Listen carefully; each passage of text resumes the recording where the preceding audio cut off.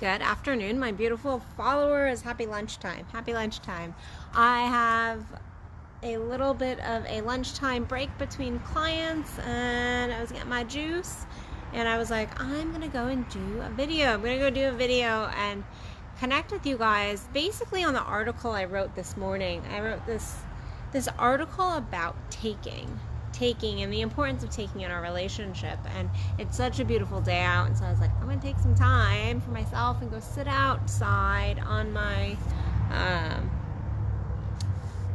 I'm just gonna go sit outside on my lawn, and I'm gonna enjoy the energy of the day, because the energy feels really good. It feels really good, really high vibe, really forward moving. I'm feeling a lot of people right now in my personal life, but also my coaching life, seeing so many souls just really wanting to push through and move forward, and this enthusiasm that is beautiful. I'm also seeing a lot of anger, but we're not going to go there. We're not going to focus on that. But there is this beautiful energy of forward movement that I'm seeing, and enthusiasm as we hit autumn and the weather is getting a little bit nicer because it's not quite so hot, at least not in Texas. And people are getting a little bit of a breather from COVID and some of the restrictions. So I'm seeing all this energy. And so I was going to take some time with you guys today. And that's what my video really is, about taking.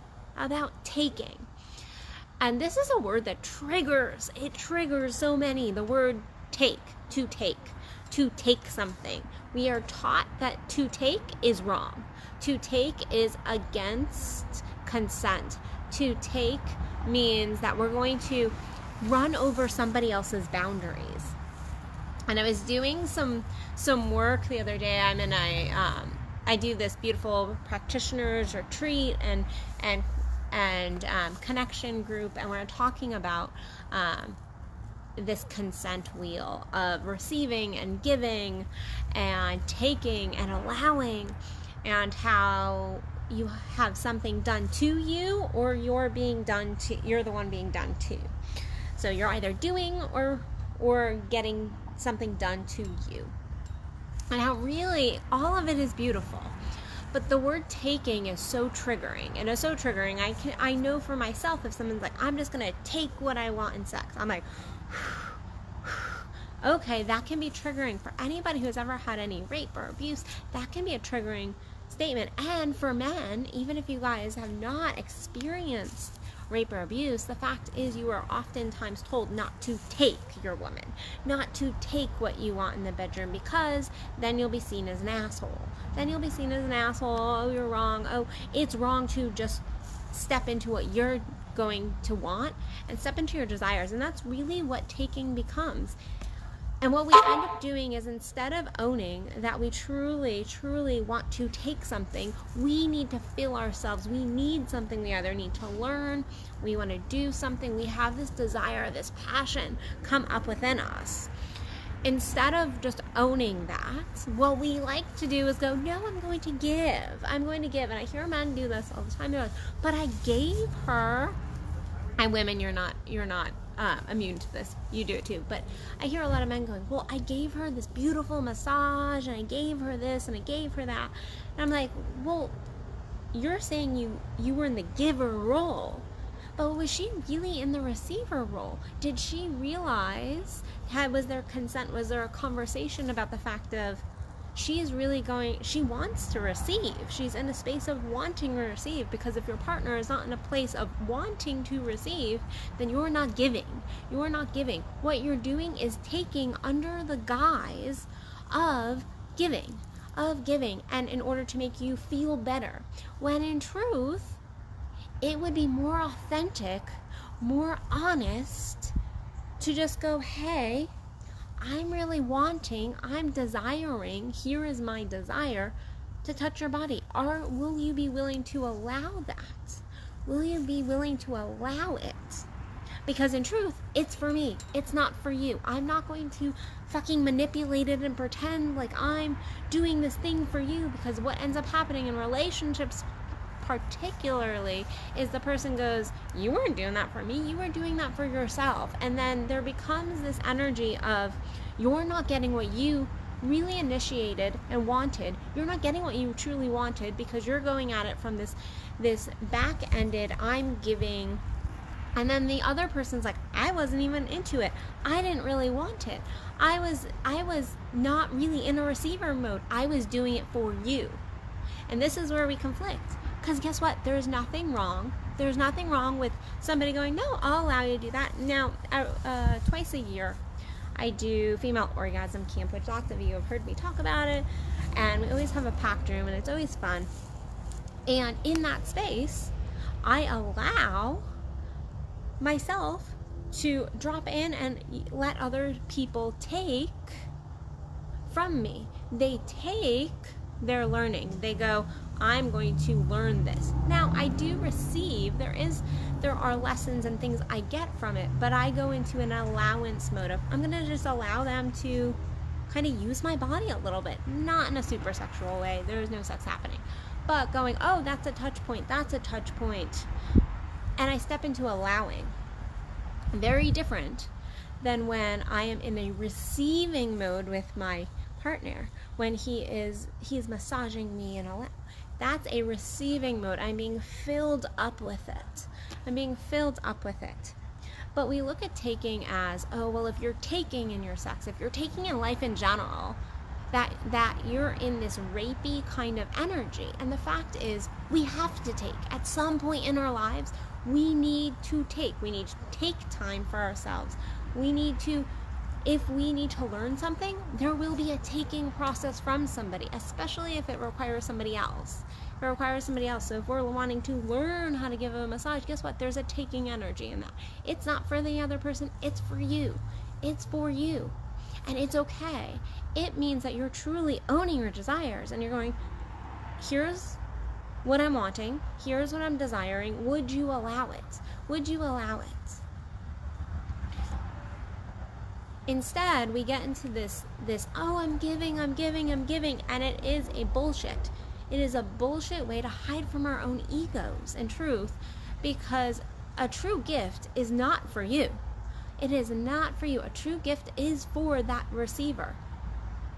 And how why this all gets so muddied of giving, receiving, taking, allowing, like where are we really, is communication. It comes into consent and communication, where you have to be very cautious, and the communication has to be really clear, because particularly in the bedroom, sometimes one party will be like, yeah, we're in consent, he did such and such, said such and such. But if you're not really communicating, the other partner might be like, yeah, I'm really in the allowing space and I don't really even want to be there, but I feel like I have to. Well, guess what? That's not consent. That's not consent. But the same goes even outside of the bedroom. We get into the space of like, I feel bad taking your time. I feel I'm bad if I ask you to do something for me and take this. There's nothing wrong with taking as long as it's in consent, and you're watching how often you're doing it. So often the fights and relationships and the struggles in our life come from a place of, but I kept giving and giving and giving, and I hear this all the time from clients. But I'm giving everything, I'm constantly giving, and I'm going, are you really giving? Are you giving? Are you doing it for them? Truly, 100%. Are you doing it for them, or are you doing it for you? Because if you're doing it for you, then guess what? It's taking. And they're not allowing, which is creating this. Or if you're like, no, I really am giving. I am in a space of giving. Well, guess what? There has to be consent in the receiving. Even if it truly is like, no, I am doing that, like this is for them, guess what? Check your motives, first of all, because is it really for them? Is it really truly for them? And if you're like, no, like I'm giving this to them, like I really am, guess what? There has to still be fucking consent in the receiving. There has to be consent in the receiving. And that is even like, I want, let me come over and help you move. If you're trying to like give, and the person's like, no, I got it, it's fine. Guess what? They're not in a consensual space of receiving. And in that pushing, you move out of the container of consent. Taking gets this bad rap. But in truth, when we take, when we get into this energy, it is just us owning our desires. It is beautiful when we authentically own our desires of like, I would like to give you a hug. Would you be willing to allow that? I would like to take some of your time right now. Like, I have this desire to take some time and talk to you and pick your brain. That's a taking. And it's okay. It's okay, because it is a beautiful thing when we step into this allowing of like, I don't need to get anything from this. I really just need to be here. Like, the allowing space is beautiful. It can be amazing when you're like, no, I'm just going to hold space here. I'm going to be here. I'm going to be in this space of allowing the energy to move through me and just be and allow. Because this other person is needing something to take from me a little bit. And I'm willing and open to allowing that. But if you go into, oh, but I was giving, guess what? You weren't giving. You were allowing. You were allowing. Taking isn't a negative thing unless we don't have consent. Unless we don't have consent. And you need to make sure that there is communication going on in the relationship that is truly authentic and in integrity to set those boundaries up.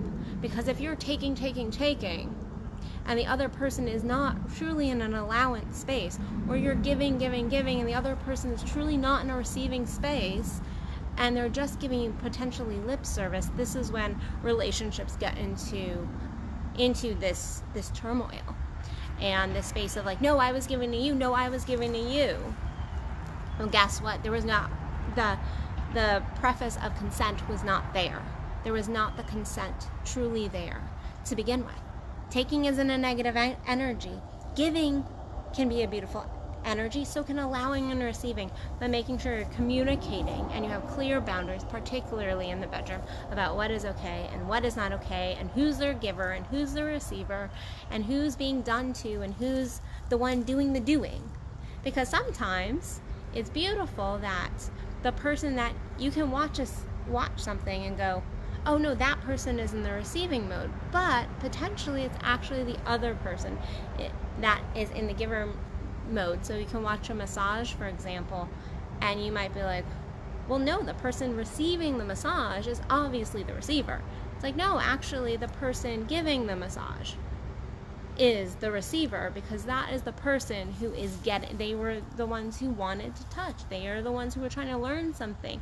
That is really and truly the receiver in the situation. So look at your consent.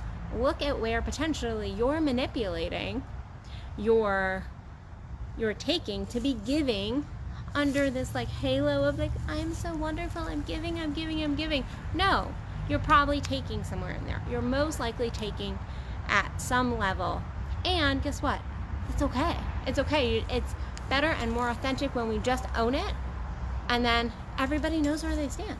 Everyone knows where they stand. So hope that helped. Hope that gave you guys some clarity, especially as this crazy year comes to the back end of looking at where you're really giving and receiving and allowing and taking. So on a side note, before I jump off here and go see one of my amazing clients, I have a bunch of workshops going on, but I have my Aphrodite circles coming up, but I also just put out a couple weeks ago my Tantric exploration package for those of you who have been like, Addison, why aren't you doing traditional Tantra sessions? Well, they're back.